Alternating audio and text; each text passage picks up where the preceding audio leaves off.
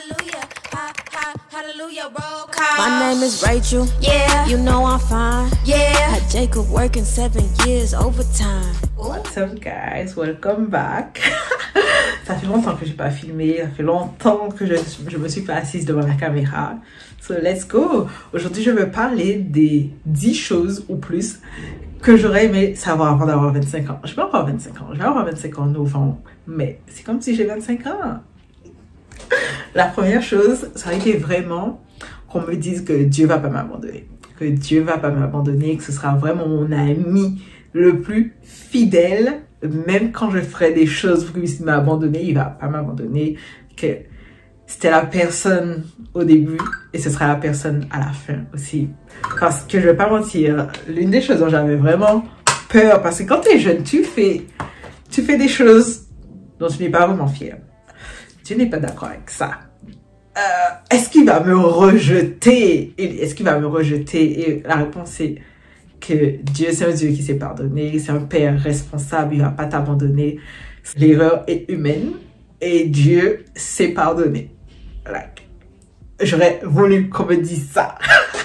Parce que ceux qui ont une relation avec Dieu vont savoir que il y a des fois tu fais des choses où toi-même tu mets une distance dans ta relation avec Dieu parce que tu sais que c'est pas bien et que tu as tellement honte, tu te dis je peux pas regarder Dieu en face. Donc au lieu de te rapprocher de lui pour échapper au péché, tu t'éloignes pour rester plus longtemps dedans.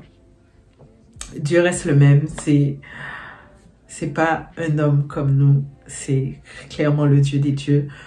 Donc do not stress, Rachel ne stresse pas, qui va pas t'abandonner, Dieu fidèle. Ensuite, la seconde chose que j'aurais aimé savoir, ça aurait été vraiment que c'est normal de vouloir changer de carrière. Même si tu as déjà fini tes études, c'est normal de changer de carrière et peut-être de reprendre des études. Donc, j'ai étudié en finance. Small girl. Mais ça m'intéresse plus. Ça m'intéresse plus comme... c'est plus ma tasse de thé. C'est plus ma tasse de thé. Je sais même pas vraiment comment l'expliquer. Et je me dis, maintenant, je cherche ce que je veux faire. Et avant même de commencer à chercher, je me suis stressée. Et pendant que je cherchais, je me suis encore stressée. Je me suis mise moi-même en burn-out. Mon travail est chill. Donc, mon travail m'aurait jamais mis en burn-out. Je me suis mis en burn-out. Parce que je suis arrivée dans une phase où je me dis, c'est pas ce que je veux faire. Je sais pas ce que je veux faire. Je vais avoir 25 ans. Combien de temps que j'ai devant moi que je vais bientôt vouloir me poser? Est-ce que quand je serai posée, ce sera le moment pour aller faire des études, que je serai occupée et en même temps aller faire des études, mais il faut que je travaille parce qu'il faut que mon loyer soit payé. Donc, vous voyez déjà toutes les questions que je me posais. J'étais en burn-out. Ben, dimanche, j'étais à l'église et le message, c'était entrer dans sa période de sabbat. Et que Dieu veut qu'on rentre dans notre période de sabbat aussi. Et que dans ta destinée aussi, dans ton but dans la vie, mais tu vas aussi rentrer dans ta période de sabbat. Que le pasteur a bien répété, c'est le moment d'arrêter de stresser. Toi qui stressais, qui n'arrêtais pas de te demander qu'est-ce que tu vas faire, qu'est-ce que tu vas faire demain? Ben, arrête de te préoccuper, que Dieu veut que tu rentres dans ta période de sabbat. Calme-toi et que il va prendre ça en charge, que arrête de te préoccuper de demain. Il a déjà ça en main. My God, mon Dieu, il a ça. Que il va prendre ça en charge et juste que c'est normal, que c'est vrai que tu as appris un métier, tu as fait des études, mais c'est pas du temps perdu, tu as rencontré des gens, tu as fait des choses, tu as eu de l'expérience. Et c'est normal de vouloir passer dans une autre étape dans ta vie, de vouloir apprendre autre chose. L'autre chose, ça aurait été d'utiliser Internet à bon escient. Parce que tous ceux qui me connaissent savent que je suis une fille de YouTube. Mais quel YouTube? Moi, je suis une fille de YouTube Storytime, le zin. Comme j'aurais aimé utiliser Internet à bon escient. Vraiment pour découvrir plus de choses. Parce que comme je disais, c'est normal de changer, mais c'est aussi normal d'apprendre de nouvelles choses. Et pas seulement, et lorsque tu utilises Internet, pas que l'entertainment, mais aussi pour découvrir comme des métiers, suivre des vlogs, comme je suis des vlogs parfois et les filles, elles parlent des métiers qu'elles font et je me dis, mais j'ai jamais entendu parler de ça dans le domaine de la santé. J'ai jamais entendu parler de ça. Et puis, on peut pas en vouloir à notre entourage parce que si c'est ceux qui connaissaient, parce que mon entourage, c'est toujours infirmière, ce genre de choses. Mais moi, ça m'intéresse pas. Je veux même pas voir le sang. Mais il y a d'autres choses où il n'y a pas de sang dans le domaine de la santé dont j'avais jamais entendu parler. Et j'aurais aimé qu'on me parle de ça. J'aurais aimé que ce soit ça. Ben, j'aurais aimé entendre ça. Ben, j'aurais pu l'entendre si j'utilisais Internet pour faire autre chose que regarder des story time. Like, j'aurais aimé utiliser Internet à bon escient. Et je vois aussi les Américaines qui ouvrent leur business à 16 ans, ce genre de choses. Comme, j'aurais aimé être de ce côté d'Internet-là. Comme, voir des gens faire des choses que les personnes autour de moi n'ont jamais fait pour que ça puisse m'inspirer. J'aurais aimé prendre Internet pour m'inspirer, pour sentir que tu es capable de ça. Comme, il y a des femmes qui ont fait ce que tu as envie de faire. Il y a des femmes qui ont fait des choses dont tu n'as jamais entendu parler, que c'est possible pour toi aussi. Donc, Internet à bon escient. C'est l'autre chose que j'aurais aimé qu'on me dise. Ça, c'est... J'aurais aimé qu'on me dise ça. Ton entourage, tes camarades à l'école, c'est ton réseau. C'est ton réseau. J'aurais aimé qu'on me dise d'être moins timide, moins introverti. Je suis pas super introvertie, mais je suis introvertie dans le sens où je pousse jamais vraiment les conversations. Je pousse jamais vraiment l'amitié, dans le sens où je vais te parler, bonjour, comment ça va, et rigoler peut-être de blagues, et voilà. Mais maintenant, dans le monde dans lequel on vit, le réseau, c'est important. Et regardez, pour moi, je me dis, j'ai pas de réseau, mais c'est un peu de ma faute parce que tu es allé à l'école avec les gens qui vont... vous allez tous devenir quelqu'un demain. Tu es allé avec les gens qui seront la société demain. Donc, tu aurais pu avoir des relations avec toutes ces personnes si j'étais moins introvertie. Si je savais que ça allait être important, parce qu'en vrai, pour moi, c'était pas important d'avoir une relation avec tout le monde. Mais est-ce que j'aurais su? Non. Donc, j'aurais aimé, en étant plus jeune, qu'on me dise comme, bâtis des relations avec tout le monde, sois moins introverti, parle, comme, sors avec tout le monde, comme, juste connais le nom de tout le monde, afin que demain, s'il a besoin de quelque chose, qu'il puisse venir te voir, et toi, si tu as besoin de quelque chose, tu peux le voir, parce que le réseau, c'est tout maintenant, comme, le diplôme ne suffit pas. Il faut un réseau. Et ça, c'est pas qu'aux Antilles, parce qu'on aime dire aux Antilles, il faut un filon. Messieurs et dames, c'est important partout, le réseau, partout. Je vais prendre l'exemple de mon gestionnaire. Il me racontait, parce que je lui disais que, tu sais, je travaille ici, mais je veux autre chose aussi. Il me disait, il faut que tu élargisses ton réseau, en fait. Comme, faut sortir de chez toi, faut aller dans les salons, faut parler avec d'autres personnes, faut qu'ils connaissent ton nom, faut que tu connaisses leur nom aussi. Il me disait, il m'a dit, quand je faisais ma maîtrise, je faisais ma maîtrise avec d'autres gars, et puis, ces gars, c'était mes camarades de classe, mais on était à l'école au même endroit, on est devenus super potes, on sortait le week-end ensemble, comme, on se tient au courant et on sort, ils sont devenus mes amis. Et puis, il me dit, l'un de ces gars, qui était mon ami aussi, a été embauché dans une banque pour être directeur, un truc comme ça. Après que j'ai obtenu ma maîtrise, ils ont obtenu leur maîtrise, il y a un poste qui s'est ouvert dans sa banque de conseiller bien haut et tout là. Son pote l'a embauché pour ce poste. Il a dit, c'est pas vraiment ma maîtrise qui m'a donné ce poste. C'est vraiment parce que j'avais une relation avec lui et que il me connaît comme il connaît mon éthique de travail. On est amis, que il me connaît, il sait comment je travaille. Et il m'a embauché pour ça. Et là, ça fait que t'as pas été embauché pour ta maîtrise, mais je te connais, je sais comment t'es mon ami, on est potes, on a une relation comme, viens, je te fais entrer là, il y a une ouverture. Mais c'est ça. J'aurais aimé qu'on me dise ça, en fait, c'est quand j'étais à l'université, je vais pas trop parler de mon université ici, parce que à cause du Covid, j'ai raté un peu mon expérience universitaire, mais les gens avec qui j'étais en cours, parle avec eux, comme, va dans les clubs, bâtis-toi un réseau, communique avec les gens, sors avec eux, lorsqu'il y a des activités, go! Tu vas avoir ton diplôme. Mais et ton diplôme avec un réseau. Va suivre ces gens-là sur LinkedIn. Envoie-leur un petit message WhatsApp, même si ça ne t'intéresse pas. J'aurais aimé qu'on me dise ça. L'autre chose que j'aurais aimé qu'on me dise, c'est que à partir d'un moment, il faut que tu prennes ta santé en charge. Comme ta santé, ça doit être ta priorité. C'est bien qu'on pense à faire de l'argent, mais si tu as de l'argent et tu n'as pas la santé, ça sert à rien. Ça sert à rien et que vraiment que c'est ta responsabilité. C'est toi, tu dois faire des choses pour te garder en bonne santé. Parce que dès que tu arrives à un certain âge, ben, c'est vrai que tes parents seront tristes pour toi si tu es malade. Mais c'est toi qui seras malade. Tu seras malade comme pour toi. Oui, Wattpad. Je suis une fille accro de Wattpad. Accro. Mais on te dit de pas trop fixer le téléphone et à partir d'un certain temps, il faut prendre des pauses. J'écoutais pas. J'étais sur Wattpad comme je pouvais finir comme un livre Wattpad comme dans la même journée.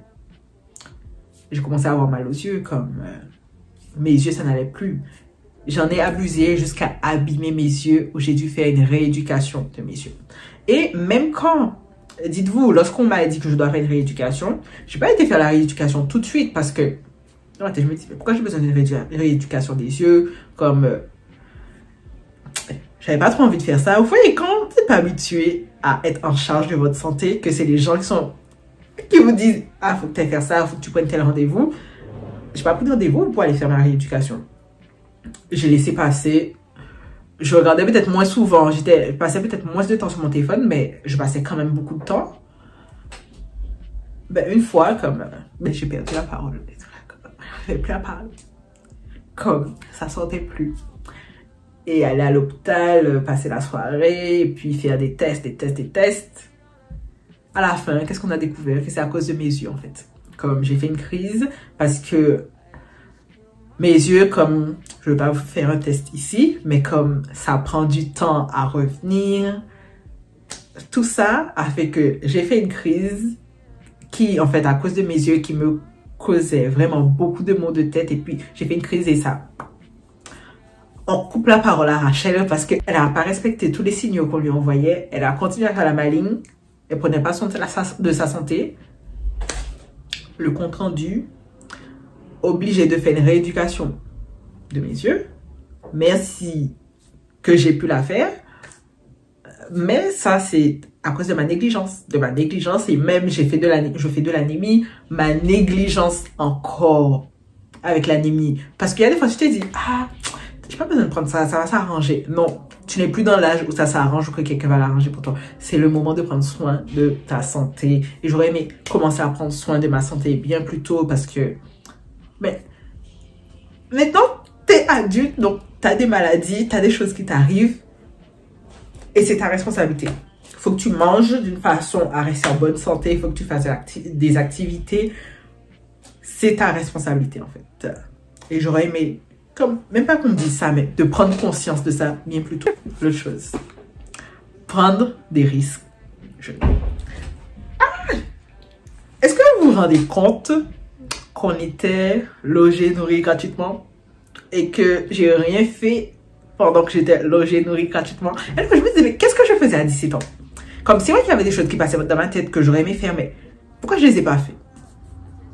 J'aurais pu les faire, j'avais rien sur mon compte. Jusqu'à maintenant, j'ai rien sur mon compte, mais là, j'ai un loyer à payer. Alors que, bien plus tôt, j'aurais pu faire quelque chose. En fait, j'aurais aimé qu'on me dise, comme, tout ce qui te passe par la tête, tu peux le faire. Comme, vas-y, explore cette idée. Fais ça, t'as rien à perdre, t'es jeune, t'as pas encore besoin de préparer ta retraite, t'as rien encore besoin de préparer. Comme, lance-toi, pose des questions. La pire chose qu'on puisse te dire, c'est non. Comme, vas-y. Et il y a des fois, je regrette de ne pas avoir pris plus de risques. Non, mais je peux toujours prendre des risques. Je prends toujours des... En vrai, j'ai pris des risques dans ma vie. Je suis partie dans un pays sans mes parents, ce genre de choses. J'ai pris des risques. Mais j'aurais aimé avoir... J'aurais dû commencer à prendre des risques lorsque j'avais 16-17 ans. Et je me dis, mais pourquoi tu ne vendais pas à manger quand tu avais 16-17 ans? Pourquoi t'as pas fait un truc chez toi, en fait, hein? Pourquoi? Il y a des choses qui me passaient par la tête, mais pourquoi tu les as pas fait? Après, j'ai pas vraiment de regrets, parce que je me dis, j'étais jeune, et puis c'est ma situation aussi qui me donnait l'impression que j'avais pas besoin de repousser mes limites, mais j'aurais aimé quand même les repousser. Ça, prendre des risques pendant que t'es jeune, t'as rien à perdre, comme... Si ça marche pas, et puis il y a quoi? Et puis, qu'est-ce qui va changer et tout? C'est pas comme si je vais pas manger demain. C'est pas comme si je vais pas quelque part dormir. prendre des risques. Et jusqu'à maintenant, je me dis toujours comme, je peux encore prendre des risques. Comme, je prends des risques tout le temps. C'est comme si même si t'as des enfants, en fait, je me dis, tant que le loyer est payé, ça va. L'autre chose, messieurs et dames, l'autre chose, c'est que tu vas changer d'identité. Comme disent, tu vas changer d'identité, tu vas changer de croyance, que c'est normal que les gens peut-être avec qui tu traînais, ben, que vous n'avez plus rien en commun, ou si eux aussi ils ont changé, que c'est normal pour nous d'évoluer. Que l'homme est amené à changer, qu'on est amené à prendre de nouvelles directions, qu'on devient de nouvelles personnes. Comme maintenant, on fait vraiment partie de la société, que nos croyances, ce qu'on fait tous les jours, ben, que ça a vraiment une influence sur la société. Ça a une influence sur le monde. Et juste le fait de voir que j'ai changé, que la Rachel de quand elle avait 18-19 ans, ben, elle n'a rien à voir avec moi qui a 24 ans, en fait, que je m'exprime plus de la même manière, j'ai plus les mêmes croyances, j'ai plus le même comportement. Et c'est juste normal. Ça n'aurait fait aucun sens pour moi d'être restée la même, en fait. 24 ans et je parle toujours comme la fille qui avait 18 ans et tout, comme, non. On va changer. Et notre corps va changer. Pourquoi? Nobody told me nothing.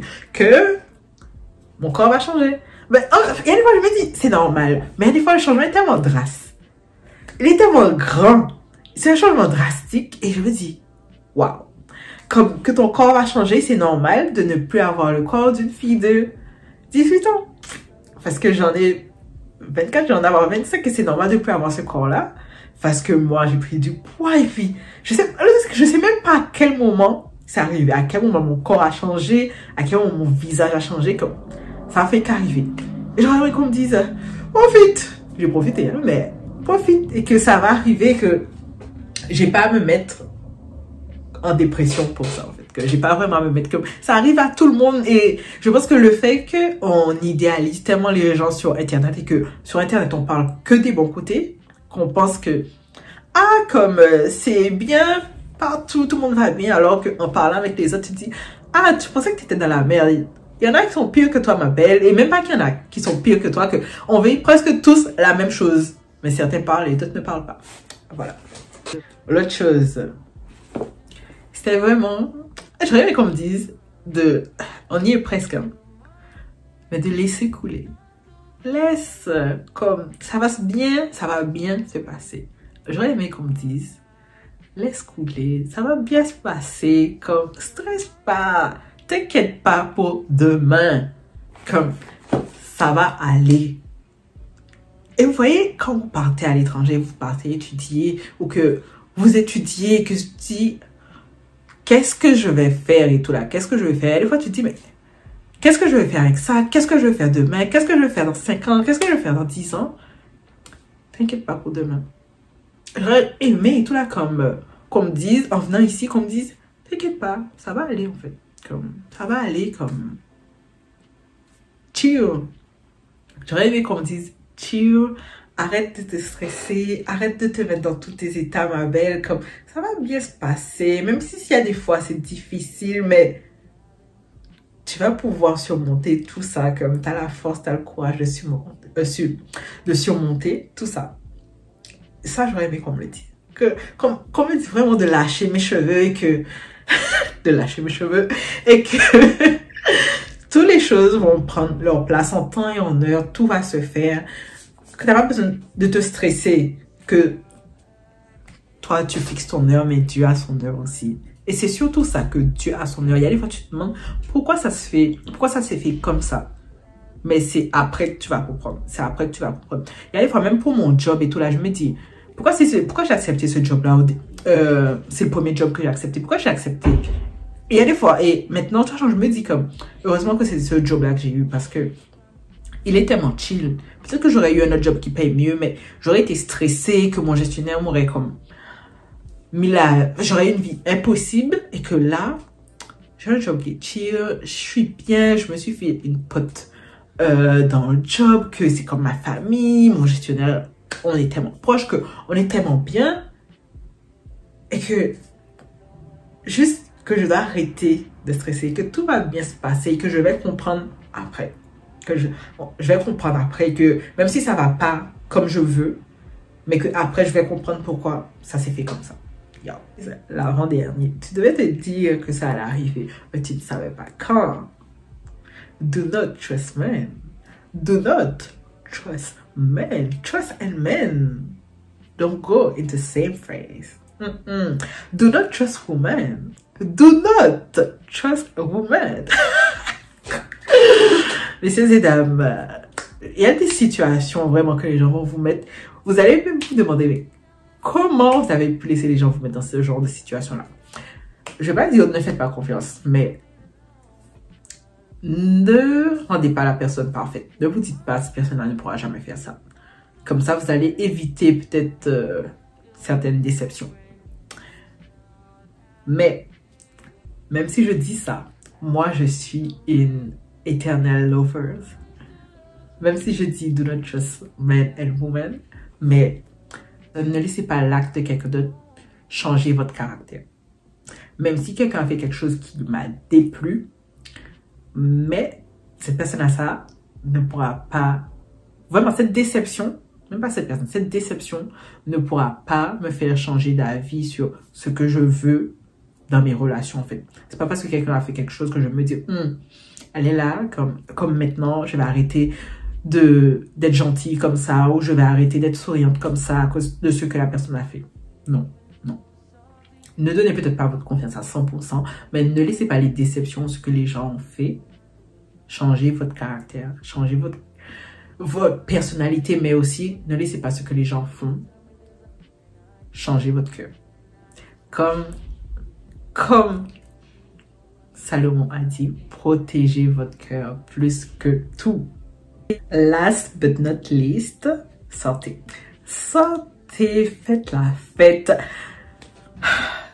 Faites de nouvelles expériences. Profitez de la vie, comme aller au carnaval. Moi, je suis une Lucie. Je suis une Lucie qui était toujours chez elle enfermée et maintenant, j'ai la possibilité de sortir tout le temps et j'aime ça. J'aime être entourée de personnes. J'aime être avec mes amis. J'aime juste sortir et la chaleur humaine. Et en tant qu'antillaise caribéenne, j'ai l'impression que ça recharge ma batterie de sortir. Faites des choses pour avoir des histoires à raconter.